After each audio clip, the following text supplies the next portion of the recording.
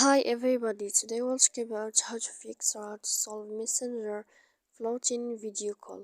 To know how to fix or how to solve Messenger floating video call, you should just go to settings. Here we click apps, default apps, app settings.